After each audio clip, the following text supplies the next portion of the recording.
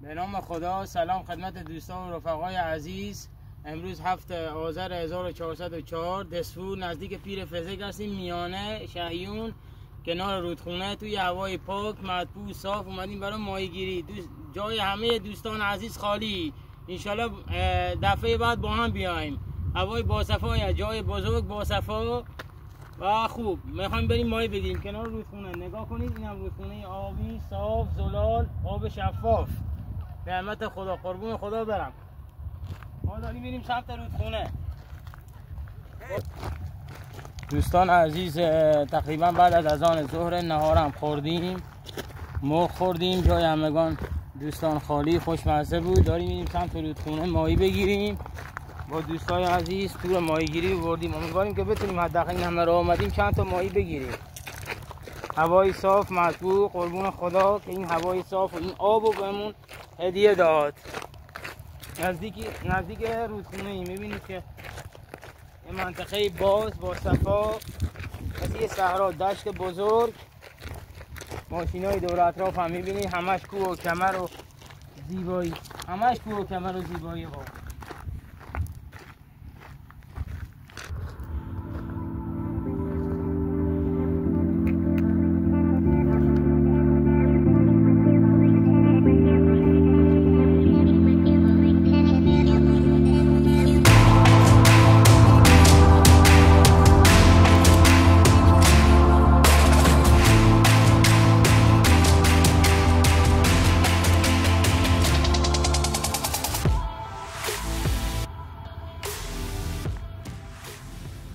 دوستان عزیز، رسیدیم سمت رودخونه. میبینید آب تقریبا زیبا، ولی خب همش جلبک و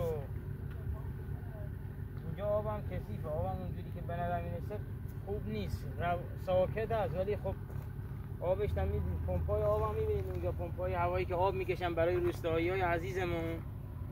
برای روستایی عزیزمون آب میکشن. مردمانی خونگرم داره اینجا، عشایر روستایی خونگرم، مهمون نوازن، هوای خوب با صفایی داره، ولی آبش که از دور مشخص بود آب خوبی، ولی حالا که اومدیم نزدیک آب همش جلبک و سنگ و ریگ و اینا، ماهی فکر نکنم بتونیم بگیریم. امیدوارم که بتونیم موفق بشیم.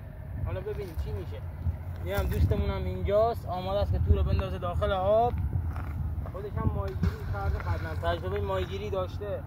امیدوارم که موفق بشیم. حداقل این همه راه اومدیم، زحمتمون به هدر نره. دوستان و رفقای عزیز، دوستای گلم، میبینید زیر نور خورشید که افتاده داخل آب، زیباییش دو برابر کرده، دو چندان کرده نور آفتاب. اون چی هم که چندان فکر میکردیم سرد نیست، اون چنان سرد نیست. اینجا هوای ملایم و مطبوعی داره. چند مدقب‌تر یه تور انداخت دوست عزیزمون، اینجا هم تور دومی انداخته. ببین موفق میشیم انشالله ماهی بگیریم یا نه. خودش هم تجربه ماهیگیری داشته، امیدواریم که بود موفق بشیم. ولی من بعید میدونم، با این شرایط آبی که دارم میبینم بعید میدونم.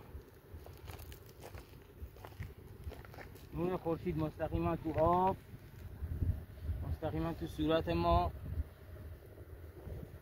همش درخت و کوه و کمر و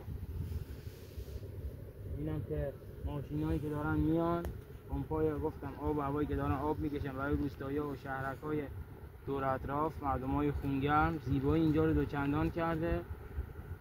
واقعا اینجا زندگی کردن یه لذت دیگه ای داره. با این عشایر روستایی‌ها زندگی کردن یه لذت دیگه ای داره. لذت بخش اینجا زندگی کردن. آدم پیر نمیشه، خسته نمیشه. حیف که آبش نرسیدن، اینجوری آبش کثیف شده و قابل استفاده نیست.